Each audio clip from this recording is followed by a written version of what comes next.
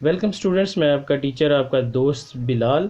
वह अपने channel web coding with Bilal में आपको खुश आमदीद कहता हूँ। फ्रंट एंड डेवलपमेंट लैंग्वेजेस में सबसे पहले हम HTML पढ़ते हैं। HTML होता है, HTML stands for hypertext markup language. मेरा ये कोर्स डिज़ाइन करने का असल मकसद ये था कि आप जो है इसके बाद अपना एक गोल डिटरमाइन करें। आया आपने फ्रंट एंड लैंग्वेजेस में मास्टर बनना है या बैक एंड लैंग्वेजेस में बनना है। आपने फ्रंट एंड डेवलपर बनना है या बैक एंड डेवलपर बनना है, ये आपने ही डिसाइड करना है। मैं आपको थोड़ा सा इंट्रोडक्शन लैंग्वेजेस का दे दूं और इनकी इम्पोर्टेंस बता दूं कि ये क्या होती हैं। सबसे पहले स्टूडेंट्स, हम HTML stands for hypertext markup language. ये लैंग्वेज जो है वेब ब्राउज़र्स को बताती है कि उसने वेब का पेज किस तरह डिस्प्ले करना है। ये एक फॉर्मेटिंग लैंग्वेज है और ये पुअर लैंग्वेज होती है। HTML केस इनसेंसिटिव लैंग्वेज होती है, यानी कि अगर आप बड़ा H और छोटे h में कोई फ़र्क नहीं होता। क्योंकि HTML सिर्फ फॉर्मेटिंग लैंग्वेज है तो हमें HTML की कुछ लिमिटेशन भी आ जाती हैं। हमें अगर डिज़ाइन चाहिए होता है तो हम CSS से हम डिज़ाइन लेते हैं। HTML पे अगर हमने डिज़ाइनिंग करनी है तो हम CSS के थ्रू करते हैं। CSS कैस्केडिंग स्टाइल शीट है। ये front end web development languages की दूसरी लैंग्वेज है और ये HTML के बाद मस्ट सीखते हैं। इसके बाद जावास्क्रिप्ट आ जाती है। क्योंकि ये HTML और CSS ये दो लैंग्वेज हैं, ये हमें सिर्फ डिज़ाइन या फॉर्मेटिंग के मुतालिक ही जो है हमारी इंफॉर्मेशन रखती हैं। इस पे हम कोई फंक्शन ऐड नहीं कर सकते। फंक्शन से मुराद आप ये ले लें कि अगर आपने कभी किसी वेबसाइट पे डाउनलोड की है तो जो काउंटर चलता है हम उससे फंक्शन कहते हैं। तो जावास्क्रिप्ट जो है हमें फंक्शन प्रोवाइड कर देता है। फंक्शन की हमारे पास अवेलेबिलिटी जावास्क्रिप्ट में हो जाती है। उसके बाद फ्रंट एंड वेब डेवलपमेंट में चौथी लैंग्वेज jQuery है। ये इंतहाई इम्पॉर्टेंट लैंग्वेजेस हैं। एक अगर आप फ्रंट एंड डेवलपर बनना चाहते हैं तो आप HTML, CSS, जावास्क्रिप्ट और jQuery jQuery से हम बहुत कम कोड में बहुत ज़्यादा फंक्शन कर सकते हैं। ये वेब की 4 लैंग्वेजेस हैं। अगर आप फ्रंट एंड वेब डेवलपर बनना चाहते हैं तो पहले HTML, दूसरे नंबर पे CSS, तीसरे नंबर पे जावास्क्रिप्ट और चौथे नंबर पे jQuery सीखें। इसके बाद क्योंकि हम जो हैं जब आप प्रैक्टिकल करेंगे तो आपको काफ़ी ज़्यादा कोडिंग करनी पड़ेगी। कम कोडिंग में हम ज़्यादा फंक्शनैलिटी और ज़्यादा स्टाइलिंग कर सकते हैं, लेकिन उसके लिए हमें फ्रेमवर्क का सहारा लेना पड़ता है। तो चलें फ्रेमवर्क के बारे में जानते हैं। Most popular front end web development languages framework कौन से होते हैं? Bootstrap is a framework of HTML, CSS and JavaScript. Come code में ये हमें बूटस्ट्रैप सिर्फ क्लासेस प्रोवाइड करता है। हमने क्लास याद रखनी होती है, क्लास को अप्लाई करना होता है, उसके पीछे हमें सारी फंक्शनैलिटी मिल जाती है। यानी कि आपने कम कोड पे अट्रैक्टिव साइट बनानी हो तो आप फ्रेमवर्क का यूज़ करते हैं। उसके बाद एंगुलर JS फ्रेमवर्क आ जाता है, ये जावास्क्रिप्ट का फ्रेमवर्क है। आपने अभी तक front end web development languages मैंने आपको बता दी हैं। उसके बाद इनके फ्रेमवर्क कौन से होते हैं, ये मोस्ट पॉपुलर है, वैसे तो बहुत ज़्यादा फ्रेमवर्क होते हैं। उसके बाद हम मूव करते हैं सर्वर साइड पे। Server side web development languages. आपने फ्रेमवर्क और लैंग्वेजेस में कंफ्यूज नहीं होना। फ्रेमवर्क से ये मुराद लेते हैं कि हमें बनी बनाई चीज़ मिल जाती है, उसमें हमने थोड़ी से लेस कोडिंग में बहुत ज़्यादा फंक्शन अवेलेबल हो जाते हैं हमारे पास। जबकि लैंग्वेजेस में हमने A to Z खुद ही काम करना होता है। तो ये क्या है? Server side web development languages है।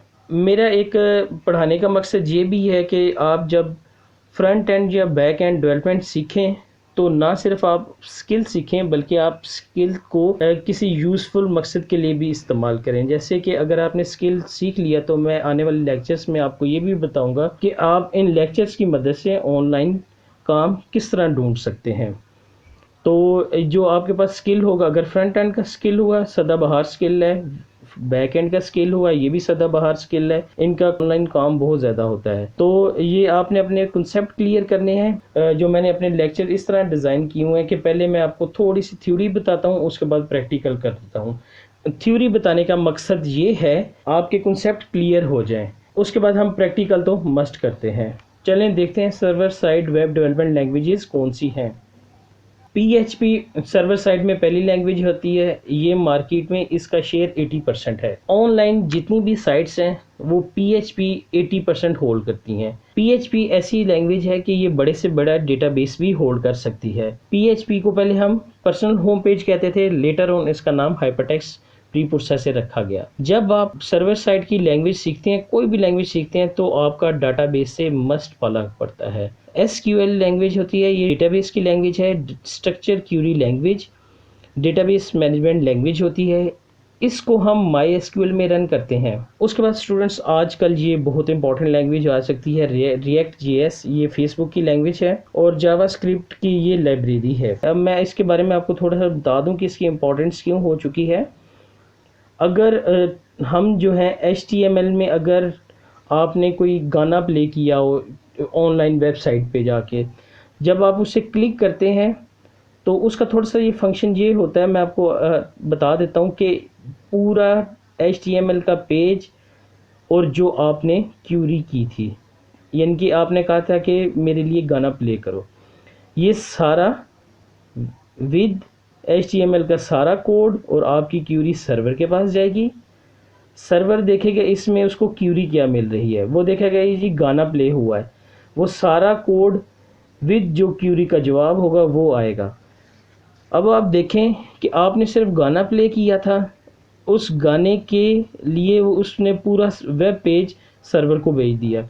रिएक्ट ने यहाँ ये प्रॉब्लम आके हल की है कि आपका वो कंपोनेंट बन जाता है, छोटे छोटे कंपोनेंट बना लेते हैं हम, वो कंपोनेंट ही जाता है और उसी से जवाब आता है। इससे हमारी जो अपनी वेबसाइट की स्पीड बहुत बूस्ट अप होती है। PHP इंतहाई इंपॉर्टेंट लैंग्वेज है, ये वेब की सिर्फ वाहिद लैंग्वेज नहीं है, क्योंकि मार्केट में इसका 80% शेयर है, लिहाजा ये सदाबहार लैंग्वेज है। इसके बाद जिस तरह हमने पीछे देखा था कि वेब डेवलपमेंट लैंग्वेजेस अभी ये पढ़ ली हैं, पीछे हमने इसकी जो है फ्रेमवर्क पढ़ा था, इसी तरह अगर आपने लेस कोड में ज़्यादा फंक्शनलिटी ऐड करवानी हो तो इसका भी अपना एक फ्रेमवर्क होता है।